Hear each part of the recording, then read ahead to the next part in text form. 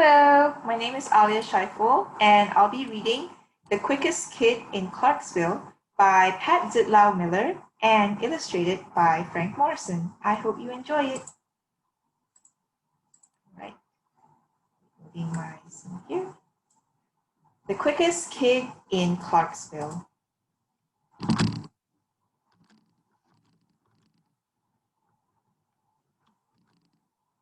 I'm running in place, listening to my feet pound the pavement, pretending I'm the fastest woman in the world. Of course, Wilma Rudolph, who grew up right in this town, is faster than anyone. But I'm the quickest kid in Clarksville, Tennessee, and everyone around here knows it. I'm thinking about tomorrow's parade and wondering what Wilma's 3 Olympic gold medals would feel like hanging around my neck when a girl I've never seen before comes sashaying my way like she owns the sidewalk and everything on it. She sticks a hand on her hip.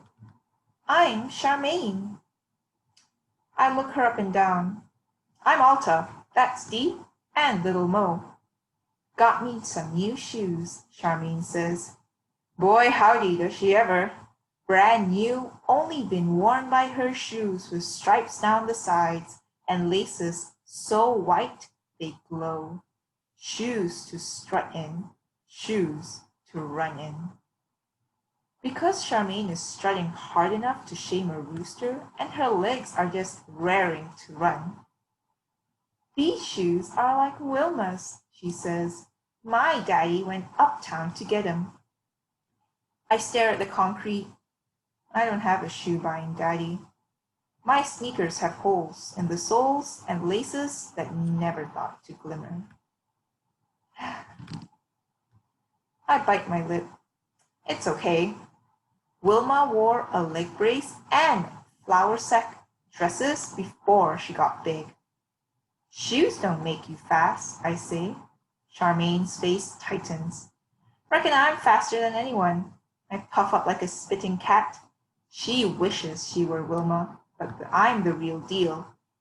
I point to the mailbox. There and back. We crouch low. Dee Dee and little Mo count down. And we're off! My sneakers slap a sidewalk beat. Wilma Rudolph! Wilma Rudolph! I reach the box first, turn and sprint back. Arms moving, legs grooving.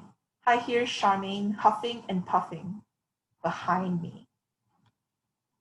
I do a victory dance while Charmaine glares. I'm still bebopping when she takes off again. To the corner, Charmaine calls over her shoulder. Starting now! I leapt after her like a scalded frog.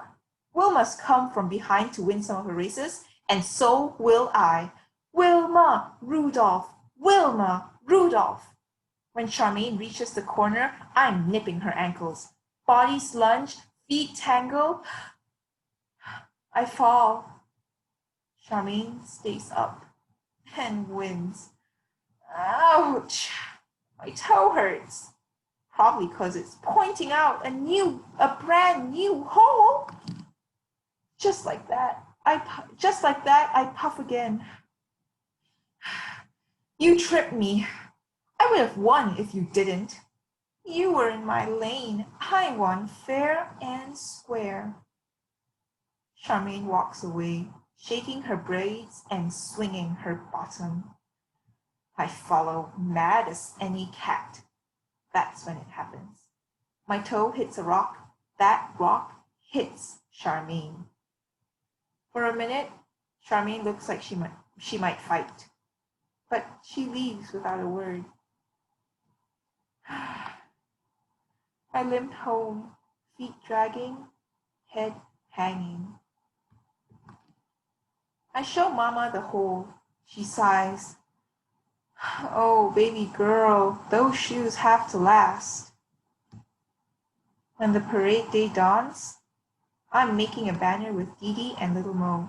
Then Charmaine struts by like she's queen of the block. I scowl at her. Then I pick up the banner and nod to Dee Dee and little Mo. Let's go. Thing is, that banner is bulky. No way I'll make it to all the way to the parade. It might be easier if I run. I force my feet to move, but one block in, I can't go on. I hear the beat of feet. Wilma, Rudolph! Wilma, Rudolph! Charmaine is running by me. Pass it here, she says. I clutch the banner tighter. I don't need her help. Come on, says Charmaine. We'll do it like Wilma's relay. 3 people ran it with her, you know. I hate to admit it, but she's right. I hand her the banner, and she takes off for the next block.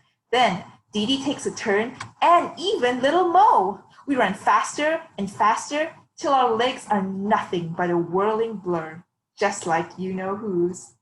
People stare, eyes popping, fingers pointing. You go, girls, someone calls. I sneak a look at Charmaine. Her feet are flying. Who's faster? I can't tell. But Charmaine isn't strutting or scowling. She looks happy. I don't mean to, but I smile. Charmaine smiles back. And all at once I know shoes don't matter, not as long as we've got our feet. Look, I say, the perfect spot. We collapse on the curb. There are flags, bands, noise, black faces, and white ones. And finally, a fancy convertible with the top down. Right there, holding a bunch of roses, is Wilma Rudolph. We scream and raise our banner, hearts pounding, heads hopping. Wilma sees us and smiles. Then she waves. That makes Charmaine and me sashay like we own the sidewalk and everything on it. And maybe, just maybe, we do. Because we're the quickest kids in Clarksville, Tennessee. And everyone around here knows it. So I'll be reading the author's note about the history of Wilma Rudolph. In 1960, African-American sprinter Wilma Rudolph was the fastest woman in the world. At the Summer Olympic Games in Rome, Italy, she became the first woman from the United States to win 3 gold medals at the same Olympics. Her wins in the 100 meters, 200 meters, and 4x100 relay with Martha Hudson, Lucinda Williams, and Barbara Jones make her a household name.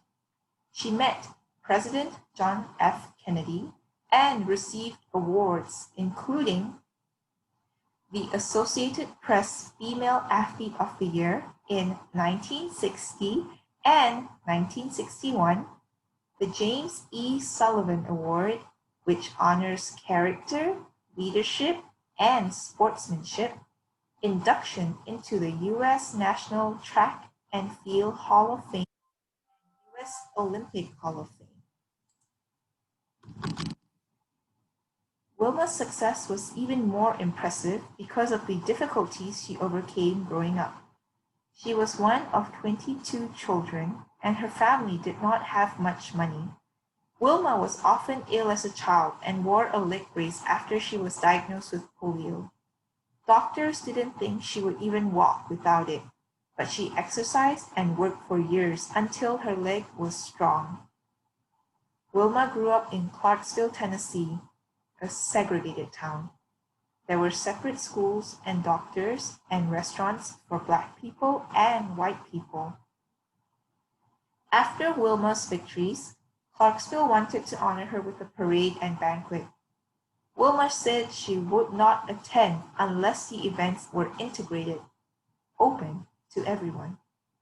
The organizers agreed, and Wilma's celebrations were the first major event for Black and whites in Clarksville history. So yes, that's the end of the book. I hope you like it. I just want to point out a little important point, which is why reading is very important.